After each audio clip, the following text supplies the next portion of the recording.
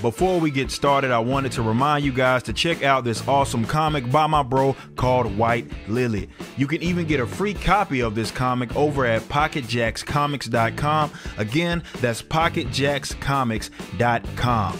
Check it out. We are back with the second video surrounding MLB The Show 18. If you haven't checked out my first video, I'll leave a link in the description box. Go check that out because it's really going to put everything into perspective as far as this video. To briefly summarize the last video, I felt like the gameplay on MLB The Show 17 was so bad that I ended up deleting it off of my system late last year. Now, the mode that I played the most was, of course, Diamond Dynasty. And recently, San Diego Studios did a stream over at Twitch surrounding and really diving into that mode. So let's go over some of the new additions that I think are worth talking about, things that I feel will make the game better. Among the first things mentioned in the stream was the new overall rating system. Diamonds have now been moved down to 85 to 99 overall, and gold down to 80 to 84. This, I feel, is a positive. The idea is to really separate the legendary players from the lower tier and even good players. There were so many 99 overalls in the game last year, but each 99 wasn't really the same, and I'm just using that as an example.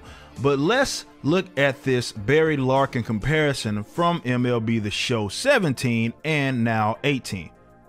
As you can see, with the new attribute cap being 125 for certain stats, he's actually better than what he was last year, but he's 89 overall, not 92.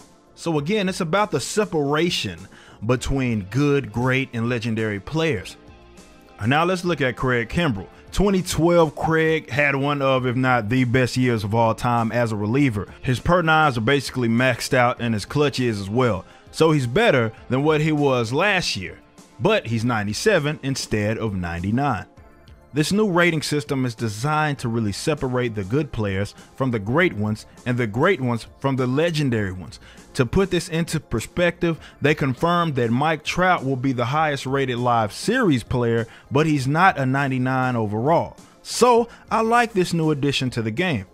Moving on, each position this year has these Immortal cards, which are basically the best players in these positions and on the game, and they'll for sure all be 99. You cannot outright purchase these cards, and you'll have to grind to get them. Let's take a look at this Vlad card. As I mentioned, there's a new threshold for some stats going up to 125. Also, take a look at the top right where it shows the overall of both hitting and fielding. I do believe that there may be a mistake on that fielding marker because I thought it was supposed to be gold, it being 82, but I could be wrong. So as far as the Immortal cards, instead of the card being based on the individual year, they take the best averages throughout the careers of these Immortals, which is why they're so damn good. And in order to get these cards, you have to essentially complete some of the career arcs and other programs. And even in order to collect those, you have to do the other programs and collect items which are only unlocked when you complete 100% of it. This year they have hats, jerseys, autographs, bobbleheads that you can collect as souvenirs. And some of these are going to have to all be collected before you can complete some of the little programs. With a lot of the programs, the souvenir is the last thing that you get. So the idea is that you have to grind to get it, which to me is always a positive thing when it comes to these sort of card collecting online sports games. Another thing I look forward to are the team epics. Last year, the team epics were largely based on collecting. This year, they've removed that aspect, and the idea is to play as the players from that particular team in order to complete the program. Okay, so the last thing I'm looking forward to is the new way to create a player. On previous installments of MLB The Show, you just fed them cards and he could play every position and was the best on the field. So it didn't take much time to get him up to 99, and he'd be 99 across the board. Speed, power, fielding didn't matter, but not anymore. The idea is that you have to play with the player in order to get his overall up. This time you only get to create one player for every position, only playing one at a time obviously, and he has particular archetypes. So that means that he's not going to be 99 speed, 99 power. Looking at this example, once you start making decisions on the route that you want to go, there's no turning back. So if you have a catcher who has a focus of power, you can see that his power is at 90, but his contact is at 70, and so is his fielding. So you're going to have to make a decision on the route you're going to go. Fielding, speed, contact. Either of these emphasis will come with strengths and weaknesses. This is a great system. So that wraps it up for Diamond Dynasty, but the best thing that we got from this stream had nothing to do with Diamond Dynasty at all, really. Unlike a lot of guys, my main focus is the gameplay, particularly online.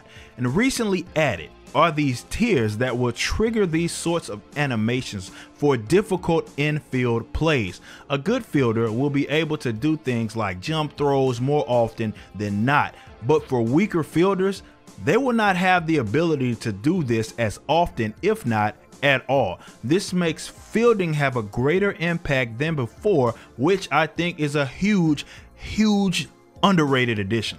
Defense and fielding is part of baseball, and the great fielders should feel like great fielders and should be a huge part of the team building process. It seems like gone are the days that terrible fielders can do these ridiculous jump throws, getting rid of the ball so fast.